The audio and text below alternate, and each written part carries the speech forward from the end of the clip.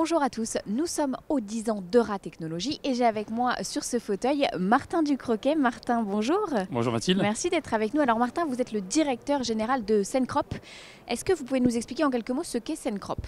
Oui, bien sûr. Donc Cencrop, c'est une société basée à Euratechnologie qui développe des capteurs, des stations météo et qui développe surtout une plateforme qui permet aux agriculteurs de pouvoir visualiser en temps réel ce qui se passe dans leur champ. En gros, les agriculteurs positionnent un certain nombre de capteurs ou récupèrent directement sur une application les informations qui remontent en continu depuis leur parcelle, que ce soit pour les agriculteurs, les arboriculteurs, les agriculteurs en général, et qui ont besoin de visualiser via cette appli les conditions pluviométriques, hygrométriques, la température de l'air, l'humectation de la feuille, pour pouvoir décider d'intervention, qu'elle soit d'irrigation, de semis, de pulvérisation, ou même de récolte, de savoir à quel moment il faut y aller pour intervenir au bon moment, au bon endroit. Alors Cencrop, ça a été créé en 2016, c'est bien ça? C'est ça, donc Cencrop est né en janvier 2016 à Euratechnologie, donc on a créé avec Michael Brugnot et moi-même, mon associé, cette entreprise, voilà, et donc on a démarré, les premiers pas ont été faits à Euratech. Alors justement, Euratech, parlons-en. Pourquoi Euratech et quelle a été la force de cette collaboration, de cette incubation?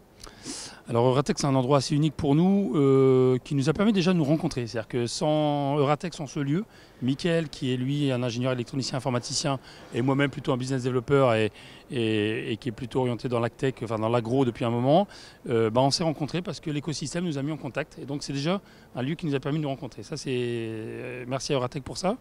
Et puis ensuite, en effet, pourquoi Euratech? Parce que je pense qu'en tout cas, sur le nord de l'Europe, c'est l'un des endroits où il faut être, où on peut voir, où déjà il y a énormément, il y a une sorte de fertilisation, c'est une caisse de résonance qui permet d'avoir énormément de projets qui tournent ici, dans le digital, dans différents secteurs d'activité qui font qu'à un moment donné, nous, ça nous permet de benchmarker, d'être en contact avec d'autres entrepreneurs, de pouvoir gagner du temps dans l'appréhension des problèmes qu'on doit traiter.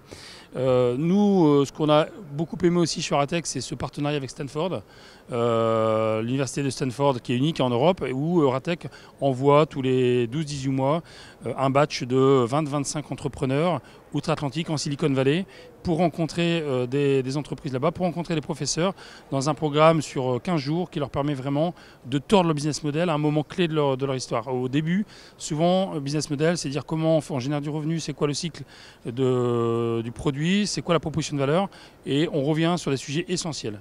Et moi, c'est vraiment un sujet qui est important. Donc, Euratech, c'est un endroit où on se rencontre, c'est un endroit où on rencontre d'autres mondes, on n'est pas seul, et puis il y a un écosystème, il y a du mentoring, il y a en permanence des conférences de très haut niveau qui est plugué sur d'autres incubateurs en Europe, donc c'est plutôt un endroit sympa. Alors ça fait maintenant 3 ans que vous évoluez dans cet écosystème. Si vous deviez retenir un conseil que l'on vous a donné et que vous aimeriez à votre tour transmettre, lequel ce serait ? Moi, ce que je retiens le plus ici, c'est vraiment le fait d'être hyper focus. Je veux dire, quand un entrepreneur, on a des sollicitations de partout. Sur son propre marché, on a des sollicitations commerciales de prospects qui disent tiens, mon produit, j'aimerais que tu l'adaptes comme ça, que tu fasses ci, que tu fasses ça. Et on peut vite s'éparpiller. Et je pense qu'on a tellement peu de ressources dans une start-up, qu'on soit 5, 10 ou 50. De ressources humaines. De ressources humaines et ressources même financières. C'est qu'il faut les mettre sur un angle très clair, avec une proposition de valeur qu'il faut tordre dans tous les sens pour se dire c'est cette proposition de valeur que je veux faire pour ce type de client, pour enlever la pain, le problème de telle personne. Et une fois et d'aller jusqu'au bout là-dessus, et de faire des POC, de revoir le produit, et d'aller voir des différents clients, et d'écouter ce qu'ils disent. Et en étant hyper focus là-dessus, on va trouver son chemin. Par contre, si on est dispersé, on ne trouvera pas de chemin et au bout de 2 ans, on se retrouvera le bec dans l'eau et avec des difficultés. Donc, focus, ça ne veut pas dire qu'on ne pourra pas pivoter à un moment donné, mais d'aller au bout de ce qu'on pense être une vraie proposition de valeur par rapport à des clients qui ont un problème qu'on veut résoudre. Et ça, je pense que c'est le meilleur conseil que moi j'ai eu et qui m'a permis, dans une première entreprise, peut-être d'être un peu plus en mode dispersion. Et aujourd'hui, grâce aussi à ces conseils, d'être hyper focus, c'est ce qui marche pour nous en tout cas. Merci beaucoup Martin Ducroquet de vous être arrêté au micro de Wedobiz pour les 10 ans d'Euratechnologie.